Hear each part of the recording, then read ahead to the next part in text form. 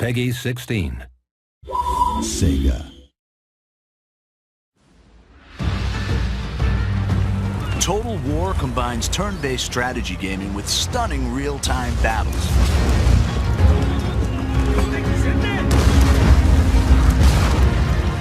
Players take command of nations, armies, and generals as they battle for ultimate victory. With breathtaking detail and unparalleled historical accuracy, Total War allows the player to recreate and change the course of history.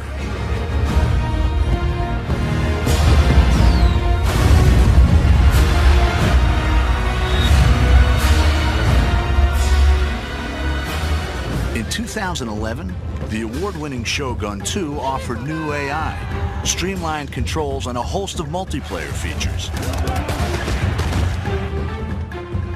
In the Fall of the Samurai standalone expansion, the Creative Assembly have created the largest expansion pack ever for a Total War game.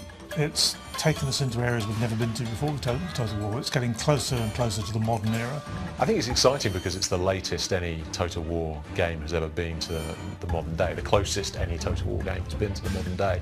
And with that brings a lot of really interesting different game features, a lot of scope in terms of how fast the game moves and how quickly your armies are deployed across the map, how many different types of units are available. Set 300 years later than the original game, The Fall of the Samurai sees the clash of traditional samurai culture with the explosive power of the early modern world.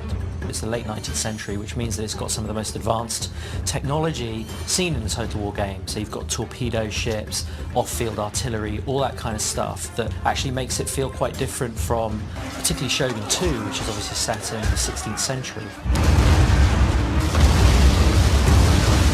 This industrial age is the most recent period ever covered in a Total War game, offering new game mechanics to please and challenge fans.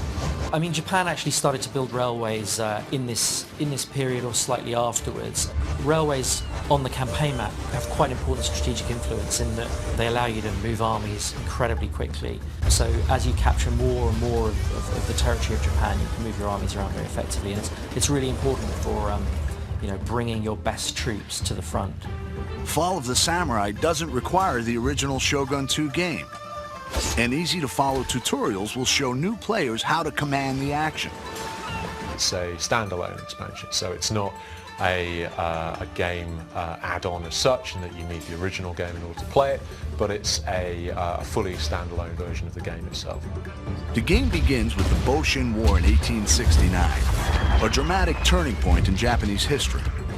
The ruling shogunate is trading with the West, allowing new ideas to change Japan.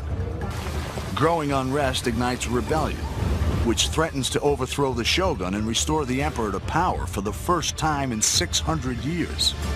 The shogunate had ruled Japan for hundreds of years, since the time of Shogun 2. But people were getting more and more agitated as the shogunate kind of opened up Japan to foreign influence. And so there was a movement called Revere the Emperor, Expel the Barbarians. And it eventually sort of boiled up into full-blown rebellion where whole domains rise up and try and overthrow the shogunate.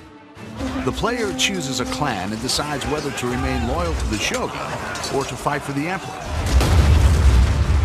Every clan has their own unique strengths and challenges, civilian, diplomatic, or military. Each faction within an allegiance has its own clan trait, which gives it a very specific play style.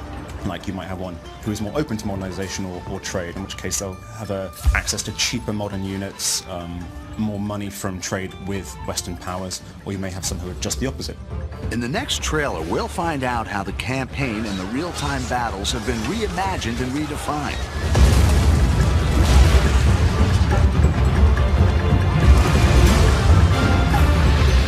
Fall of the Samurai is a whole new experience and an ambitious entry into the Total War series.